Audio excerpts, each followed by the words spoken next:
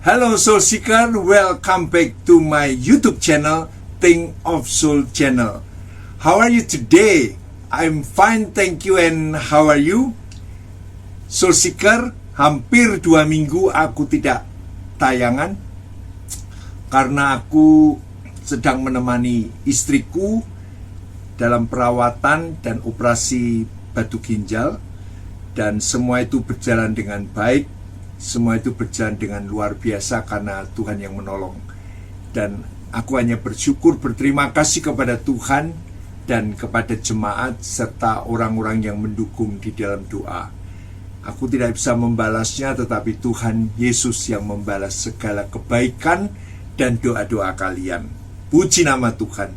Soul Seeker, aku mau membicarakan tentang kasih karunia yang kadang bagi orang percaya tidak terlalu mengerti bahwa peranan ini sangat besar, di mana itu merupakan perbuatan Tuhan yang diberikan kepada orang percaya sehingga mereka mengalami kasih karunia daripada Tuhan. Soul Seeker, aku mau berdoa terlebih dahulu supaya kita mengerti akan kebenaran firman Tuhan tentang kasih karunia.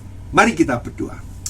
Tuhan Yesus, berkati apa yang sementara akan dibicarakan tentang kasih karunia, supaya kebenaran itu dapat nampak, dapat jelas, dan dapat dimengerti.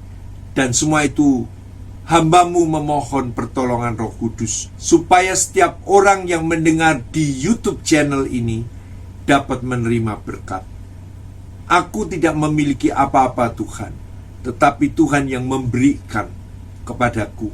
Dan aku percaya Tuhan pun akan memberikan kepada setiap orang yang mendengar channel ini tentang kasih karunia itu. Terima kasih Tuhan Yesus. Berkati pemberitaan ini, berkati apa yang aku bicarakan, di dalam nama Tuhan Yesus Kristus yang sudah menjadi juru selamat yang hidup. Amin.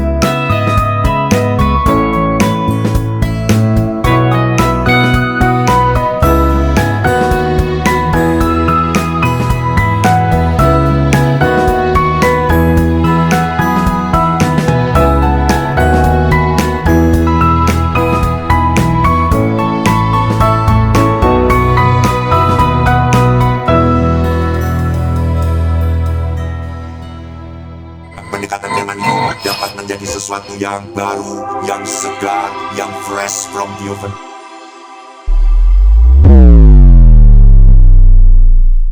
Dalam khotbah-khotbah sebelumnya, kita sudah belajar bahwa kebangkitan Kristus dari antara orang mati diteguhkan melalui kitab suci dari 1 Korintus 15 ayat 3-4, di mana para saksi mata, yaitu yang menyaksikan peristiwa tentang apa yang terjadi pada Yesus Kristus dalam 1 Korintus 15 ayat 5-6, dan transformasi hidup dari saksi-saksi tersebut dari 1 Korintus 15 ayat 7-8. Salah satu saksi mata yang mengalami perubahan hidup adalah Paulus sendiri. Teks yang akan kita kupas hari ini menerangkan lebih jauh tentang transformasi itu sendiri. Walaupun bagian ini bertutur tentang kehidupan Paulus, tetapi para pembaca tidak akan keliru satu hal, di mana aktor utamanya adalah Allah sendiri. Kasih karunia, kata karis, muncul 3 kali di ayat 10 dari 1 Korintus 15. Bagian akhir ayat ini dituliskan, tetapi bukannya aku, melainkan kasih karunia Allah yang menyertai aku. Hal ini benar-benar tidak memberi ruang sedikit pun bagi kita untuk kita membanggakan Paulus. Melalui teks ini, Paulus ingin mengajarkan bahwa kasih karunia Allah bukan hanya tidak boleh dilupakan, melainkan juga harus diletakkan di depan di dalam hidup kita. Ketika kesaksian hidup kita memberi kesan yang begitu kuat kepada orang lain tentang betapa hebatnya kepandaian dan perjuangan diri kita, kesaksian itu telah merampas posisi kasih karunia. Mengerti?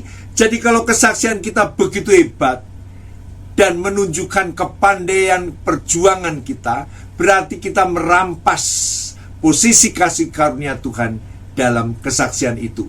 Seharusnya kesan paling dalam atau yang terdalam yang menancap pada pikiran orang lain adalah tentang kehebatan Allah dalam mengasihi hidup kita. Bahwa orang memahami kasih karunia hanya sebatas pemberian dari Allah, anugerah adalah apa yang diberikan oleh Allah, dan pemahaman seperti ini memberi kesan pasif pada kasih karunia. Kasih karunia sendiri adalah objek yang diberikan yang seharusnya merupakan hal yang terpenting dalam hubungan kita dengan Tuhan. Tetapi tidak demikian halnya dengan Paulus. Di mata Paulus, kasih karunia Allah tampak lebih aktif, lebih menonjol, lebih terbuka dengan jelas tentang kasih karunia itu. Soul Seeker, kasih karunia adalah sarana perubahan. Kasih karunia yang melakukan sesuatu melalui Paulus, tetapi bukannya dirinya, melainkan kasih karunia Allah yang menyertai Paulus. Jika kamu memahami kasih karunia secara terbatas, hanya sebagai sesuatu yang pasif, mungkin kamu akan berpikir bahwa kasih karunia Allah dapat ditolak atau dibatalkan oleh manusia. Kasih karunia hanya dinilai sebagai sebuah tawaran atau pilihan saja. Semua itu bergantung pada manusianya itu sendiri. Entah ia bersedia menerima atau menolak tawaran kasih karunia yang dari Allah itu. Konsep semacam ini tidak ada dalam pikiran Paulus. Kasih karunia bersifat menentukan.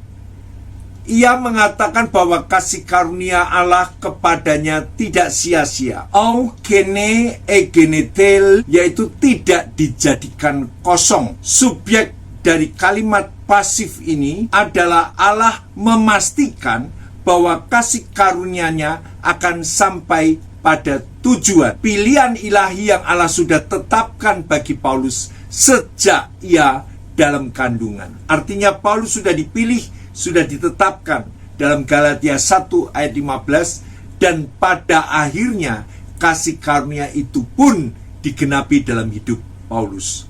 Dalam kasus pertobatan dan pelayanan Paulus, kasih karunia itu bahkan datang pada saat yang tidak disangka-sangka oleh Paulus.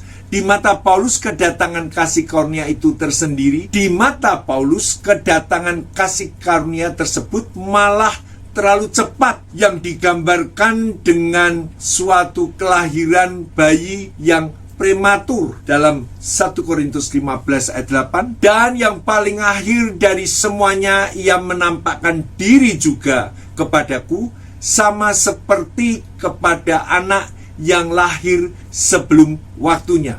Semua ini terjadi seperti yang direncanakan Allah. Hal itu tentu saja tidak berarti bahwa kasih karunia bekerja menabrak kehendak seseorang. Tidak. Kasih karunia justru memampukan seseorang untuk merengkuhnya dengan kerelaan hatinya. Kasih karunia tidak menuntut respons, melainkan menumbuhkan respons. Disinilah kehendak bebas manusia diselaraskan dengan kehendak kekal dan berdaulat milik Allah. Apa yang dikerjakan oleh kasih karunia Allah? Seperti sudah aku singgung secara sekilas di atas, sebagian orang memandang kasih karunia itu hanya sebatas objek pemberian daripada Allah. Pasif, bukan aktif. Sedangkan kasih karunia dilihat sebagai hasil atau dari suatu tindakan. Konsep seperti ini tidak tepat. Keseluruhan proses dari awal sampai akhir hanya dimungkinkan oleh kasih karunia Allah. Allah tidak hanya memulai sesuatu yang baik dalam diri manusia, lalu membiarkan proses selanjutnya di tangan manusia, tetapi Allah yang kita sembah adalah Allah yang memulai dan menyempurnakan. Dalam Filipi 1 ayat 6 mengatakan, akan hal ini aku yakin sepenuhnya, yaitu Ia yang memulai pekerjaan yang baik di antara kamu akan meneruskannya pada akhirnya pada hari Kristus Yesus. Poin inilah yang diajarkan oleh Paulus dalam 1 Korintus 15 ayat 9. Dikatakan, karena aku adalah yang paling hina dari semua rasul, bahkan tidak layak disebut rasul, sebab aku telah menganiaya jemaat. Tetapi karena kasih karunia Allah aku adalah sebagaimana aku ada sekarang, dan kasih karunia yang dianugerahkannya kepadaku tidak sia-sia. Sebaliknya, aku telah bekerja lebih keras dari mereka, dari semua rasul. Tetapi bukannya aku, melainkan kasih karunia Allah yang menyertai aku. Kasih karunia membuat orang mampu untuk melakukan pelayanan yang maksimal, yang bekerja secara maksimal tanpa jeda, tanpa istirahat. Ia tidak pernah rehat maupun tamat. Senantiasa ada, selalu bekerja, selalu pelayanan. Kasih karunia menumbuhkan kesadaran tentang ketidaklayakan. Dari ayat 9, Paulus mengakui bahwa dia bukan hanya yang terakhir dari ayat 8, tetapi juga terkecil. Ayat 9a, ungkapan populer the last but not the least, yang terakhir tetapi bukan yang terkecil. Tampaknya hal ini tidak berlaku dalam kasus ini. Pengakuan ini bahkan yang diucapkan Paulus dengan penekanan, ia menambahkan subjek eksplisit ego dan meletakkannya di awal kalimat. Kata kerja present tense yang digunakan versi Inggris I am the least of the apostles menunjukkan bahwa kesadaran ini bukan hanya ada di masa lalu, tetapi terus-menerus ada di antara semua rasul yang ada. Paulus selalu merasa dirinya sebagai yang terkecil. Itu karena kasih karunia. Hebat ya. Di antara semua rasul yang ada, Paulus selalu merasa dirinya sebagai yang terkecil. Soul seeker, kasih karunia itu memberikan pemahaman yang sungguh tentang keberadaan manusia, tentang keberadaan pribadi kita, sehingga kita tahu dosa apa, kehinaan apa, ketika kita berhadapan dengan keselamatan, dengan pertobatan yang diberikan Tuhan.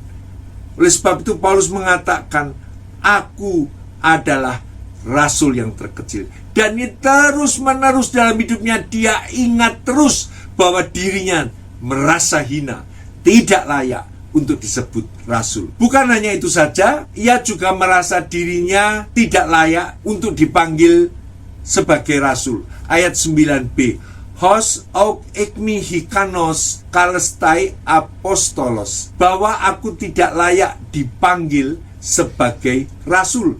Ayat ini memberi penegasan yang lebih mendalam tentang perasaan hina yang dialami oleh Paulus. Ia bukan hanya yang terkecil dari para rasul, ia bahkan menganggap dirinya tidak pantas dimasukkan dalam kategori jenjang kerasulan tersebut. Menurut segala ukuran manusia, perasaan tidak pantas ini memang pantas. Paulus bukanlah saksi mata kehidupan dan pelayanan Yesus Kristus di dunia, bandingkan dari Kisah Rasul 1 ayat 21-22, tetapi ia bertemu dengan Yesus Kristus setelah Yesus bangkit, dari Kisah Rasul 9 ayat 1-6. Jadi, soul seeker, orang yang menjadi rasul adalah saksi mata ketika kehidupan, bahkan penyaliban, dan sampai kematian dan kebangkitan. Tetapi Paulus tidak menjadi saksi mata demikian, tetapi Paulus dijadikan rasul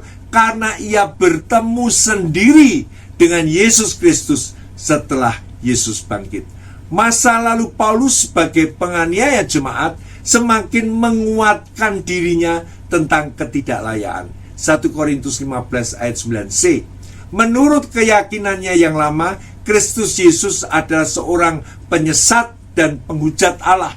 Dalam kenyataannya ia disadarkan bahwa menentang orang-orang Kristen justru sama menentang Tuhan sendiri. Dari Kisah Rasul 9 ayat 5b yang dikatakan demikian, akulah Yesus yang kau aniaya itu.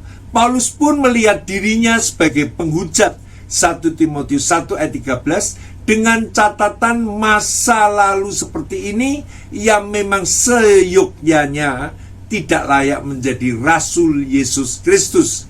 Hanya karena kasih karunia Allah yang memungkinkan hal itu untuk terjadi. Kasih karunia memberikan suatu kehidupan yang baru, ayat 10a, di mana pernyataannya aku adalah sebagaimana aku ada sekarang, mengungkapkan sebuah perubahan dan pergerakan dalam hidupnya. Paulus sedang membandingkan hidupnya yang sekarang dan yang lampau. Berhenti pada perasaan ketidaklayakan, ayat 9, belum tentu membawa orang pada perubahan. Ada beberapa orang yang tenggelam dalam perasaan bersalah yang berlebihan, sehingga itu akan menghancurkan dirinya sendiri. Ada pula yang menangisi masa lalu yang kelam, tetapi mereka tidak mau beranjak dari situasi tersebut. Masa lalu benar-benar menenggelamkan dan membelenggu mereka.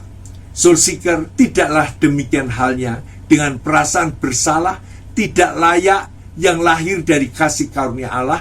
Perasaan kudus ini mengarahkan seseorang pada kehidupan yang baru di dalam Kristus Yesus. Perasaan semacam ini tetap ada, teringat, namun tidak terikat.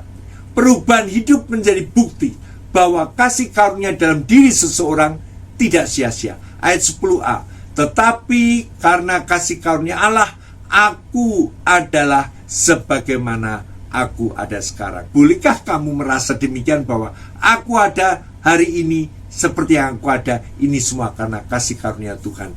Kita tidak tahu siapa yang telah ditetapkan Allah untuk menerima kasih karunia itu. Ketika seseorang sudah menjalani transformasi hidup di dalam Kristus, disitulah kita baru mengetahui bahwa ia menerima kasih karunia Allah.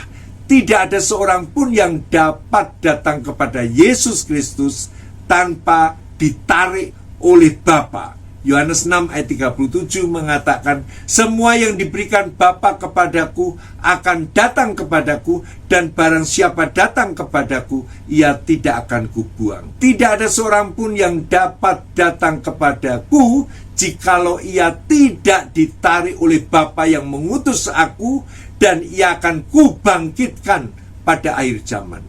Siapa saja yang dipanggil, siapa saja yang dibenarkan di dalam Kristus, pasti sebelumnya sudah dipilih dan ditentukan oleh Allah sejak zaman kekekalan. Roma 8 ayat 29-30 mengatakan, sebab semua orang yang dipilihnya dari semula, mereka juga ditentukannya dari semula untuk menjadi serupa dengan gambaran anaknya, supaya ia, anaknya itu, menjadi yang sulung di antara banyak saudara. Dan mereka yang ditentukannya dari semula, mereka itu juga dipanggilnya. Dan mereka yang dipanggilnya, mereka juga dibenarkannya. Dan mereka yang dibenarkannya, mereka itu juga yang dimuliakannya. Soul Seeker, kasih karunia membuat kita bekerja keras bagi Tuhan. Ayat 10b, dan kasih karunia yang dianugerahkannya kepadaku tidak sia-sia. Sebaliknya aku telah bekerja lebih keras dari mereka semua. Tetapi bukannya aku, melainkan kasih karunia Allah yang menyertai aku. Amin. Soul Seeker, kadang orang berbicara dengan saya, orang itu mengatakan, Pak Daud kok tidak punya capek, Pak Daud itu kok pelayanannya macam-macam. Soul Seeker, semua itu karena kasih karunia. Kalau aku bisa melakukan ini dan itu, aku giat dalam pekerjaan Tuhan, itu bukan kekuatanku, bukan ideku, bukan niatku, tetapi itu kasih karunia yang mendrive aku, yang membuat aku mau bekerja keras bagi pekerjaan Tuhan. Bukti lain bahwa kasih karunia Allah bagi seseorang tidak sia-sia adalah kegigihan orang itu dalam pekerjaan Allah. Kata bekerja keras, kopiao, pada dirinya sendiri sudah mengandung makna yang mencakup kesukaran yang ia hadapi. Dan ini bukan cuma bekerja biasa-biasa saja. Dikatakan di dalam firman-Nya, kami melakukan pekerjaan tangan yang berat. 1 Korintus 4 ayat 12, 1 Korintus 16 ayat 16a. Karena itu taatilah orang-orang yang demikian, dan setiap orang yang turut bekerja dan berjerih payah. Paulus secara jelas mengungkapkan hal ini. Setiap orang yang turut bekerja, sinergio, dan berjerih payah, kopiao, jika ditambah keterangan lebih daripada mereka semua, itu mengatakan perisoteron auton panton. Makna kesukaran tersebut menjadi semakin jelas. Di bagian ini Paulus tentu saja tidak sedang menyombongkan diri di atas rasul-rasul lain dengan menunjukkan kerendahan diri, atau boleh kita katakan merendahkan diri di atas gunung. Paulus tidak demikian, tetapi langsung menambahkan, tetapi bukannya aku, tetapi semua itu karena kasih karunia Allah yang menyertai aku. Ia hanya menceritakan kondisi pelayanannya secara jujur dan apa adanya. Kesukaran, penderitaan, dan bahkan bahaya memang seolah-olah selalu dihadapi oleh Paulus kemanapun dia ada. 2 Korintus 11 ayat 23-28. Jadi bukan hanya karena kasih karunia yang menyertai dia, tetapi juga semua derita dan bahaya yang menyertai dia. Soul Seeker, dari pernyataan Paulus di ayat 10b, sebaliknya aku telah bekerja lebih keras daripada mereka semua, tetapi bukannya aku, melainkan kasih karunia Allah yang menyertai aku. Kita juga belajar bahwa kasih karunia tidak meniadakan kelemahan dan kesusahan. Hidup di dalam kasih karunia bukan berarti hidup kita tanpa bahaya, hidup kita aman-aman saja, hidup kita fine-fine saja. Tidak, sebaliknya di dalam kelemahanlah kita menemukan kasih karunia Allah yang dicurahkan cukup bagi kita. Dari 2 Korintus 12 ayat 7-10. Penderitaan bukan bukti ketidakadaan kasih karunia dalam hidup seseorang. Justru ketangguhan, ketabahan seseorang dalam menjalani semua kesusahan itu merupakan bukti kuat bahwa kasih karunia sedang bekerja di dalam dirinya. Amin, Soul Seeker. Amin. Soul Seeker, mungkin kita tidak terlalu pandai berargumentasi untuk menerangkan kebangkitan Yesus Kristus secara rasional, tetapi apologetika mungkin tampak begitu sukar bagi dirimu. Jangan berkecil hati. Kita semua dapat memberikan bukti yang kuat akan kebangkitan Kristus, yaitu transformasi hidup kita melalui berita Injil dan kasih karunia Allah. Kesalahan hidup kita akan kesukaran tidak akan terbantahkan. Kegigihan kita dalam pelayanan akan menjadikan bukti kuat yang menawan kita, yang sulit untuk ditentang. Marilah hari ini kita menunjukkan kepada dunia bahwa oleh karena kasih karunia, berita Injil tentang kematian dan kebangkitan Yesus Kristus adalah berkuasa, dulu maupun sekarang. Soli Deo Gloria. Oke, Soulseeker, kiranya ini boleh menjadi berkat.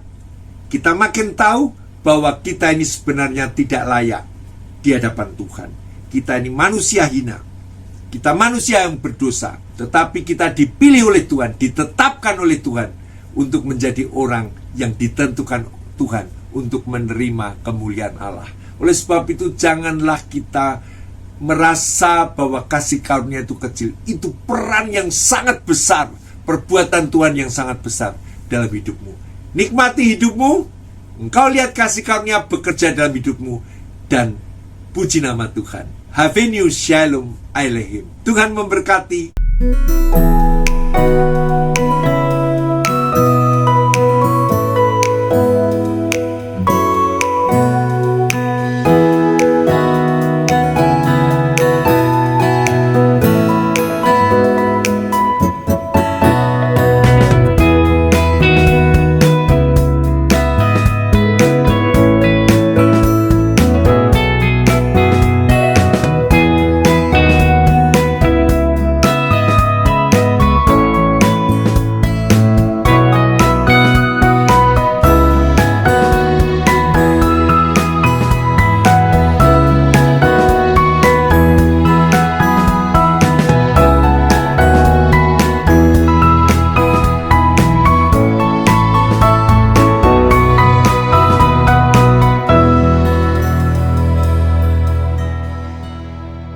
Pendekatan firman itu dapat menjadi sesuatu yang baru, yang segar, yang fresh from the oven.